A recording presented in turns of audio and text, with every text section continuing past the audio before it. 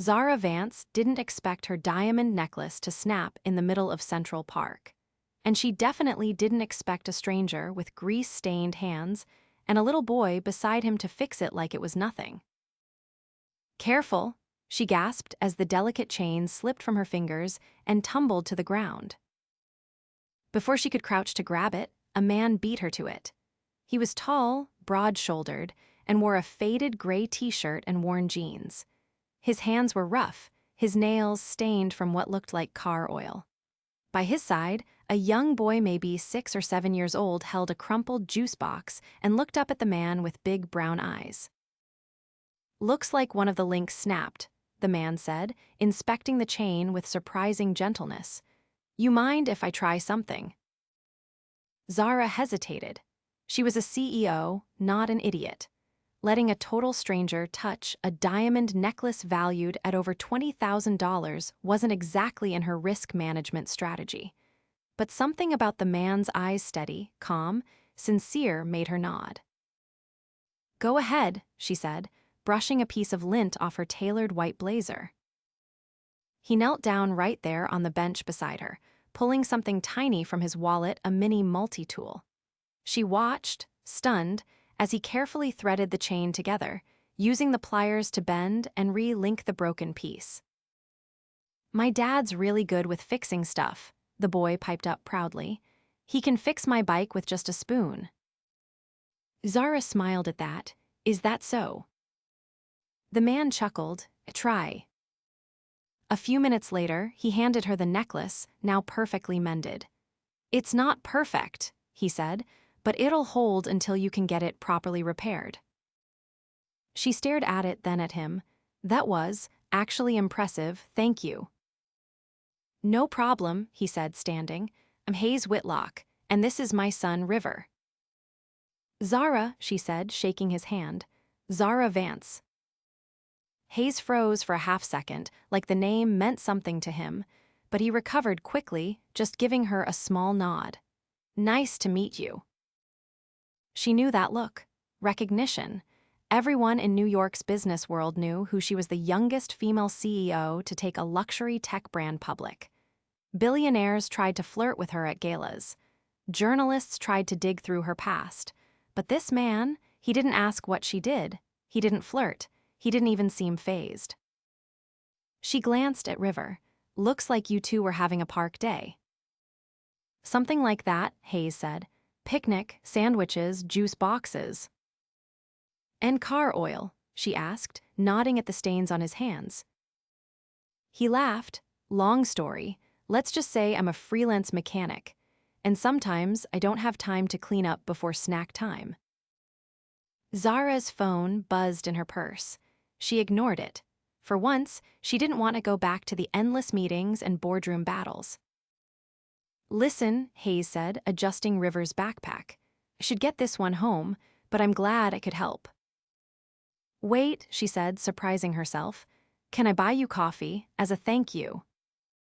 He looked at her, clearly debating it. "I'm not asking for a date," she added quickly. "Just coffee. It's the least I can do, considering you saved my necklace." He smiled. "All right, one coffee, but only if River gets a cookie." "Deal." They walked to a nearby cafe, River bouncing beside them. And Zara found herself laughing more in 20 minutes than she had in the last 4 months. She learned that Hayes was 34, used to work for a luxury auto company before getting laid off, then started doing freelance repairs to support his son. River's mom had left when he was 2. It was just the two of them now. "So you're a full-time dad," she said, stirring her espresso. He nodded. "Best job I've ever had, hardest too." She believed him. There was something grounded about Hayes. Real. He didn't talk about stocks or mergers or private jets. He talked about bedtime stories and scraped knees, and Zara found herself drawn in, like she was breathing fresh air for the first time in years. When they got up to leave, she touched his arm. "Thank you again." "For the necklace." "For the conversation." He looked at her for a long moment. "You're welcome." She watched him and River walk away, her heart doing something it hadn't done in a long time flutter. The next morning at her office, her assistant placed a small envelope on her desk. No sender, but it was hand-delivered. Inside was her necklace cleaned, polished, and restored perfectly. Attached was a note. Didn't want you walking into boardrooms with a half-fixed chain. Hope this version's better. H. She stared at it, stunned. Not only had he taken the time to fix it properly, he'd done it without asking for anything in return. "Who is this guy?" she muttered. She didn't know why, but she wanted to find out more. 3 days later, she found herself walking back to Central Park, a bag with 2 sandwiches, juice boxes, and cookies swinging in her hand. She spotted them near the fountain Hayes, tossing a frisbee with River. He turned and saw her, then grinned. "Told you I could fix it properly." She held up the bag. "Lunch is on me." And just like that, something began. Something real. Zara leaned against the railing of the rooftop garden atop her Midtown headquarters, the sun casting long shadows across the skyline.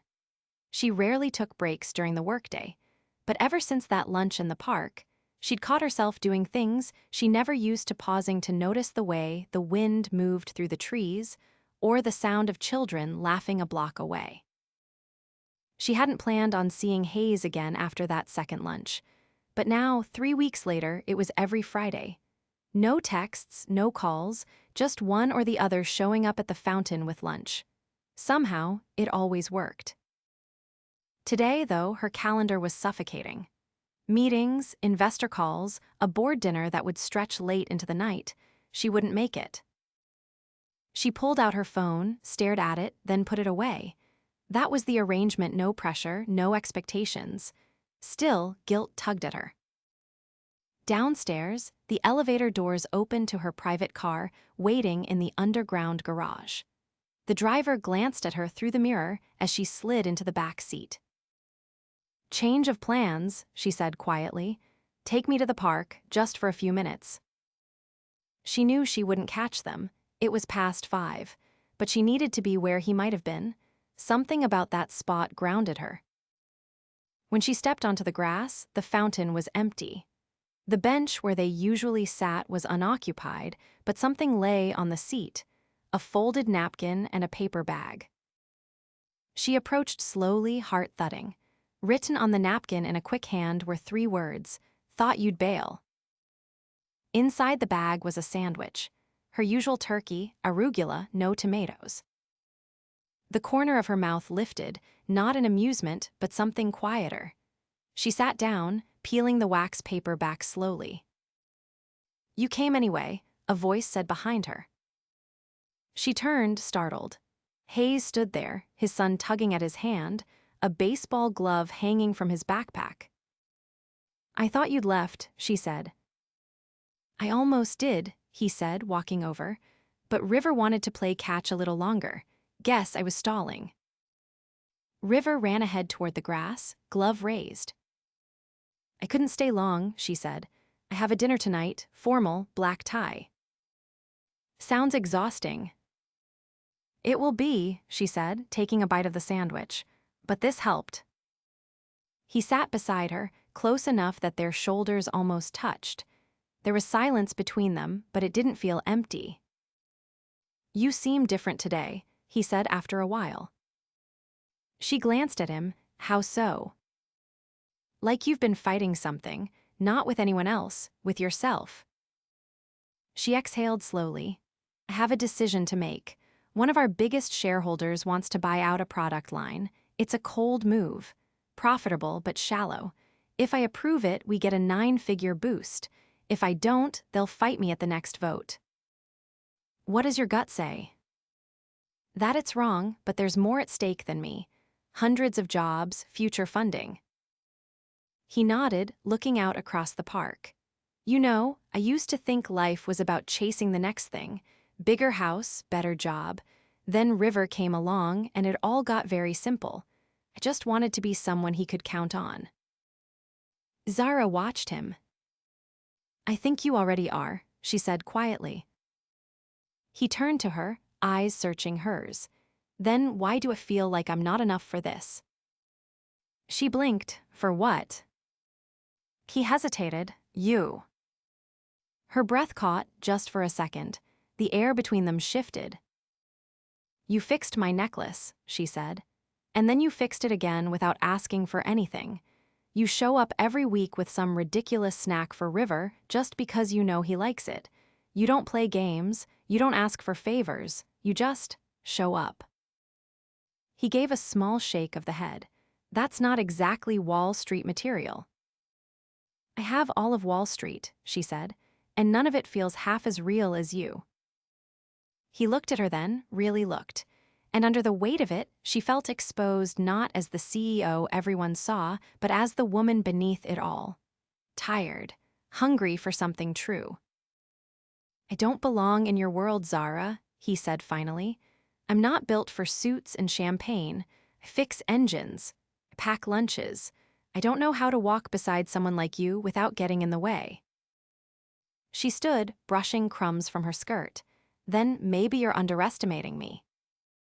River called from across the lawn, waving a foam bat in the air. Hayes stood, still watching her. "I can't offer you much," he said, "but if you ever need someone who shows up, I'll be there." She nodded once, then turned and walked away, heels clicking against the pavement. Inside the car, she stared out the window. Her assistant called, asking if she'd be arriving at the dinner soon. "No," she said. "Reschedule it, all of it." "But Zara—" "Tell the board I'm declining the offer and set up a press release for tomorrow. I'm going public with the decision." She hung up before the assistant could argue. For the first time in weeks, she felt steady, clear. She wasn't sure what this was between her and Hayes, but she was done pretending it didn't matter. The next morning, the news broke. Vance Technologies was rejecting the buyout. Stockholders were stunned. Comments raged. That afternoon, as she stepped out of her office, a familiar truck pulled up to the curb. Not sleek, not polished, but unmistakable. Hayes leaned out the window. "You busy?" She raised a brow. "That depends. I've got an empty bench and a kid who wants to teach you how to throw a curveball." She glanced back at the marble lobby, the revolving doors, the security guards. Then she got in. No more pretending. The restaurant was one of those candlelit, tucked-away places on the Upper West Side that made you feel like the outside world had been paused. String lights hung low, flickering off wine glasses and white linen. Zara sat across from Hayes at a corner table, her fingers lightly circling the rim of her glass. River was with a trusted sitter Hayes used occasionally, and after weeks of meeting in parks and casual lunches, this night was different. "You didn't have to wear that," Hayes said, watching her across the table as the waiter poured a deep red into her glass. "You'd have turned heads in a sweatshirt." "I didn't wear it for them," she replied, resting her elbow on the table, chin in hand. "I wore it for me." He didn't look away. "You walk into a place like this, and it's like everything pauses for you. I'm still figuring out how to stand next to that without looking like an accident." She reached across the table and picked up his hand, turning it over. "These hands fixed a necklace I thought was gone. You don't need polish, Hayes. You're not a mistake." He didn't answer right away. His thumb brushed the back of her hand, slow and thoughtful. Zara leaned forward. "Why did you really send that necklace back?" He looked up, caught off guard. "Because it bothered me, seeing something half-fixed. It didn't sit right." "That's not the only reason." He hesitated. "Maybe I needed a reason to see you again, one that didn't feel like a reach." Zara smiled, but it was quiet, almost sad. "You could have just asked." "I figured you'd say no. You're the kind of woman men ask to galas and charity balls, not to watch cartoons with a kid and eat boxed mac and cheese." "You're wrong," she said. "That's exactly what I've been looking for." The food arrived pan-seared halibut for her, steak for him, and for a while, conversations circled around lighter things. River's sudden obsession with old monster movies, a client of Hayes's who offered to pay him in vintage baseball cards, and Zara's attempt at assembling a standing desk that had ended with a bruised shin and a shattered lamp. But later, when the plates were cleared and dessert sat untouched between them, the air changed. "Do you ever regret it?" she asked suddenly, her gaze fixed on the flickering candle between them. "Regret what?" "Staying, raising him alone, giving everything up because someone else walked away." He didn't answer immediately. His jaw tightened just slightly. "Sometimes," he said, "late at night, when he's asleep and I'm trying to figure out how to cover the electric bill before the end of the month, I think about what my life might have looked like if I hadn't stayed. But then he wakes up from a nightmare, and all he wants is me. And I remember this is the only life I'd choose." Zara nodded, her voice low. "My father walked out when I was 8. One day he was there, the next he wasn't. My mother took 2 jobs, stopped sleeping, never smiled again, and I decided I'd never let another man have that kind of power over me." Hayes tilted his head. "Is that why you built what you did?" "I built it so no one could ever take anything from me again." He exhaled slowly. "That sounds like a lonely way to live." "It was, until recently." They left the restaurant just before 10. Outside, rain had started to fall, not heavy, just a soft mist that blurred the city lights into watercolor. Hayes stepped closer, his jacket already damp at the shoulders. "Let me walk you to your car," he said. "I don't have one tonight," she replied. "I wanted to walk, be human for a moment." He looked surprised, then nodded and fell into step beside her. They didn't talk. The silence between them wasn't awkward, it hummed with every word they hadn't yet said. At the corner of 82nd and Columbus, she stopped. "This is me," she said. Hayes turned to her, hands in his pockets. "Zara," he began, then paused. "I don't know what this is, or what you want it to be, but I can't give you the life I think you're used to." "I don't want that life," she said, stepping closer. "I want one that feels real, one where I don't have to pretend I'm not exhausted or scared or lonely, one where I can breathe." His voice was quiet.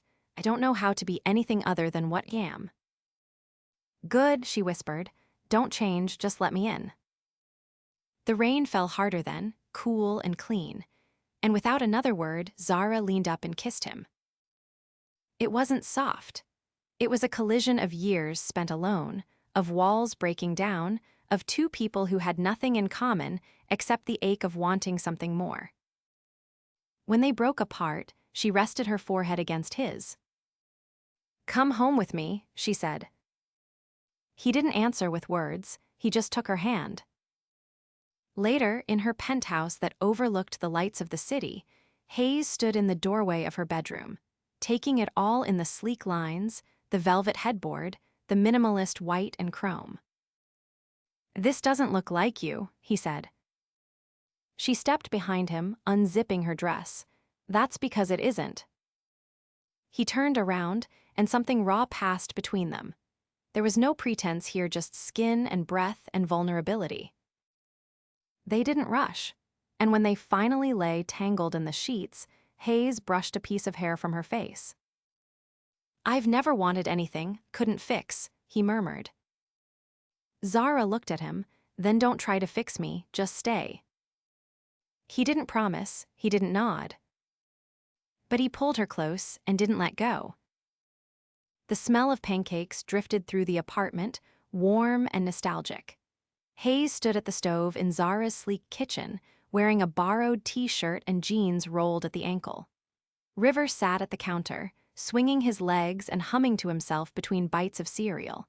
It was a quiet Sunday morning, and for the first time in what felt like years, the storm inside Zara had gone still.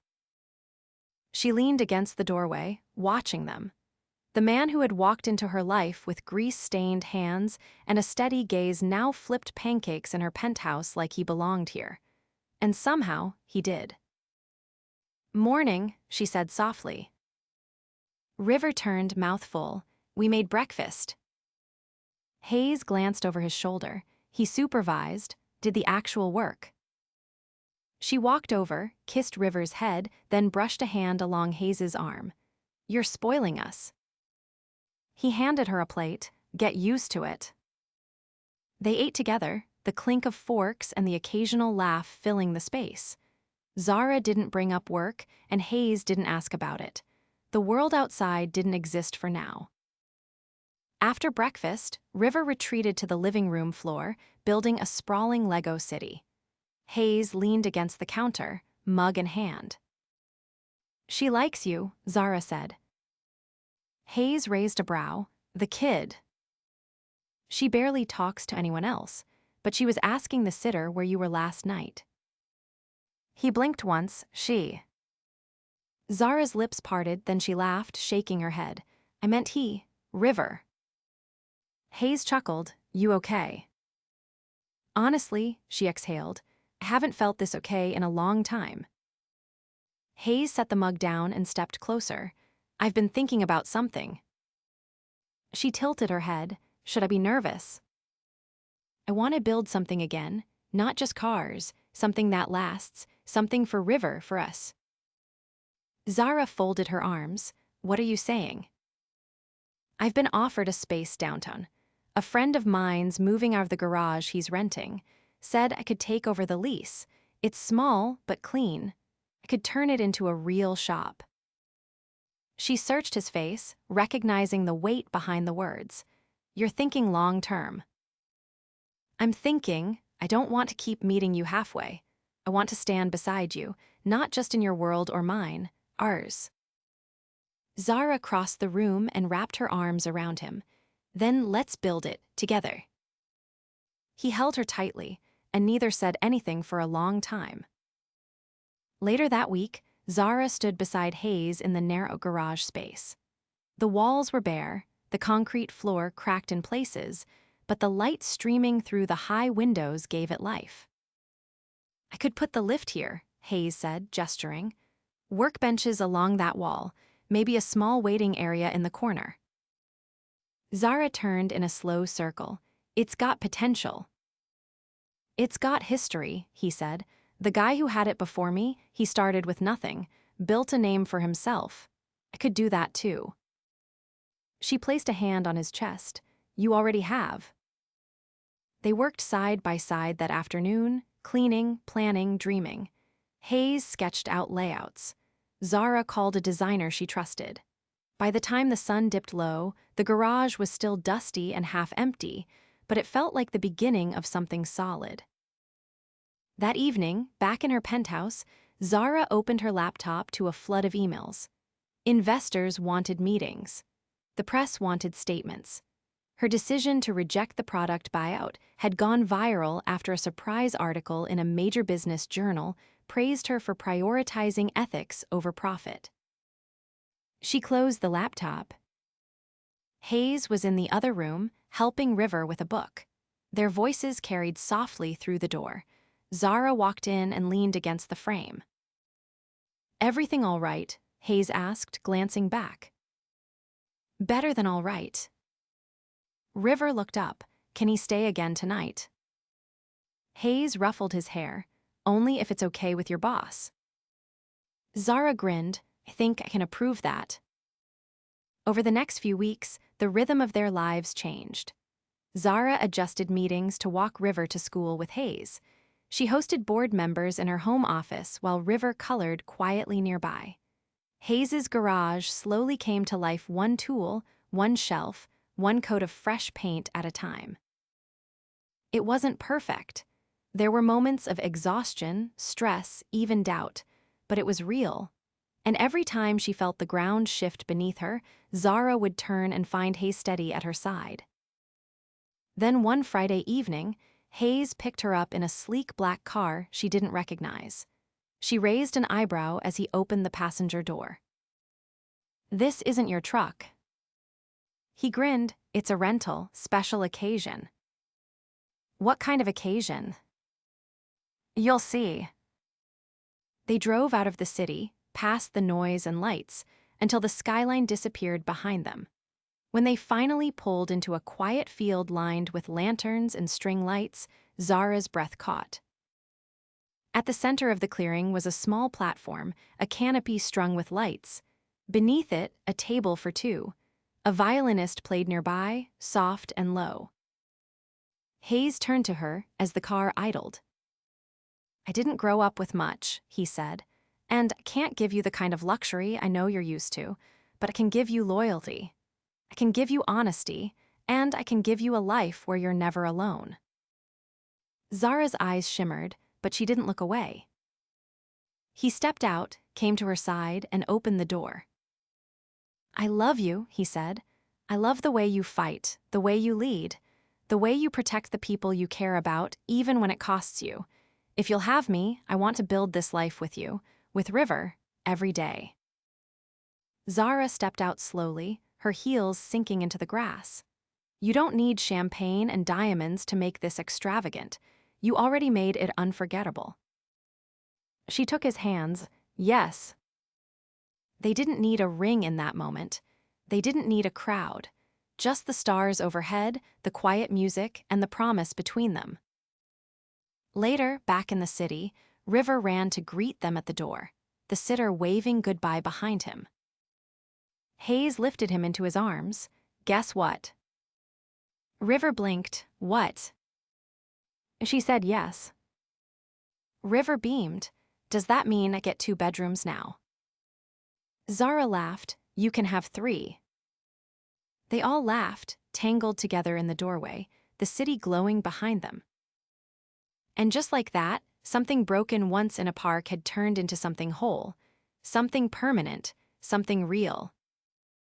Zara stood behind the glass wall of the garage, her heels echoing softly on the polished concrete as she watched Hayes crouched beside an engine hoist, guiding River's hands over a set of bolts. The boy's brow was furrowed in concentration, his small fingers mimicking his father's movements with surprising precision. She's humming already, Hayes said, his voice low and steady. Hear that? That's because we tightened it right. River nodded solemnly. Like music, right? Hayes glanced up at him, then over at Zara through the glass. Exactly like music. Zara pushed the door open and stepped inside, the scent of oil and fresh paint rising to meet her. She wore a deep emerald blouse tucked into black trousers, her usual sharpness softened by a genuine light in her eyes. How's the patient? She asked, approaching the old '68 Mustang Hayes had been restoring. Stable, Hayes replied. Says she's ready to hit the road again. River turned to her, helped fix the belt. Zara bent down beside him, brushing a curl from his forehead. That explains why it's done so well. Hayes handed River a water bottle and nodded toward the little break room tucked in the back. Why don't you grab a snack before we head out? As River trotted off with the bottle in hand, Zara leaned against the hood of the car and turned to Hayes. You're good with him, patient. I had to learn, he said. He doesn't respond to anything rushed. He's got his own pace. Figured out the hard way yelling just makes him dig in deeper. You didn't have anyone to learn from, did you? He wiped his hands on a rag. Not once his mom left. Just knew what not to do, and I stuck to that. She reached out, took his hand, grease-stained and warm. You did more than that. You built a world where he feels safe. Hayes looked at her, something new in his eyes. Not admiration, not desire, something deeper recognition. You've been quiet all day, he said. Something on your mind. Zara hesitated. I've been thinking about what it means to have a home. He waited, never pushing. I've lived in penthouses, hotels, villas on cliffs, but I've never had a place where I wanted to stay. Until now. He stepped closer. Are you saying what I think you're saying? She held his gaze. Move in, All the way, not just a drawer or a toothbrush. Come home, both of you. Hayes's breath hitched just slightly. You sure? It's a lot. We're a package deal. Zara smiled. You're the only deal I want. They moved into her penthouse, officially 2 weeks later. The transition wasn't seamless. River insisted on lining his Lego sets along every available surface, and Hayes accidentally set off the security system twice, but it was theirs. Zara adjusted more than she expected. Her pristine kitchen now had cereal boxes and mismatched cups. Her once minimalist living room held a corner filled with toy trucks and storybooks. But instead of tension, there was laughter. Instead of silence, there was music, sometimes Hayes's old records, sometimes River humming tunelessly as he built towers taller than himself. One evening, as the three of them sat on the floor playing a raucous game of cards, River looked up and said, "This feels like a real family." Zara's heart caught. Hayes reached over and squeezed her hand. That's because it is. Summer turned to fall. The garage opened officially, with a line of clients wrapped around the block within days. Word had spread Hayes Whitlock was a mechanic who didn't cut corners, didn't pad costs, and treated every repair like it was his own car. Zara helped him streamline the business side, but she never once overstepped.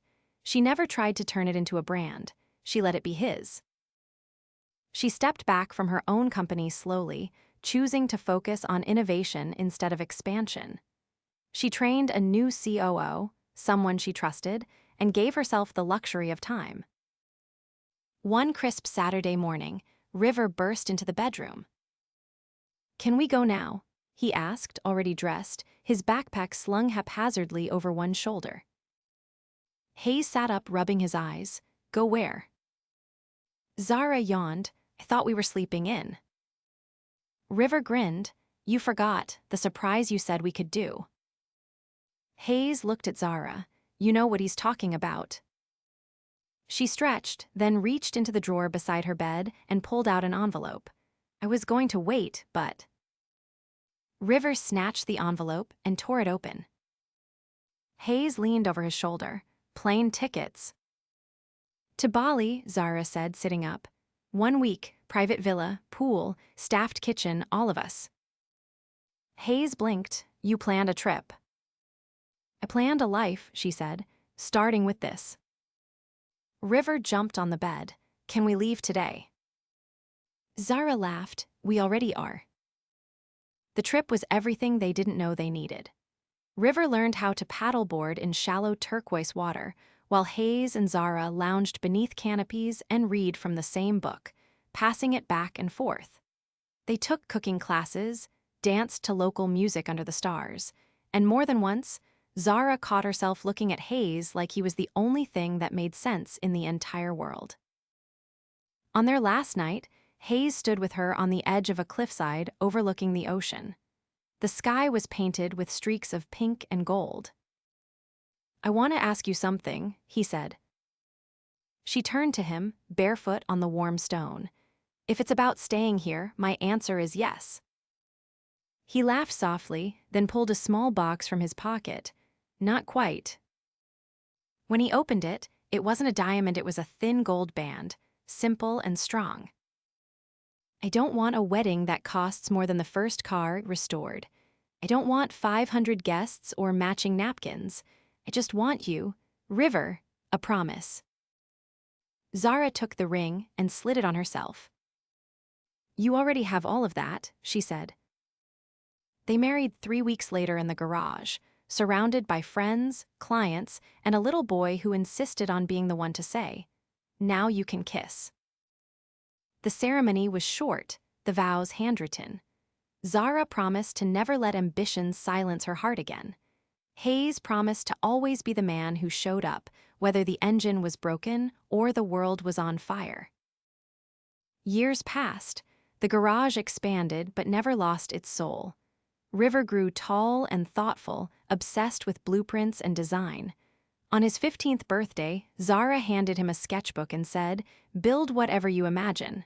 He did. Zara never returned to the pace of her old life.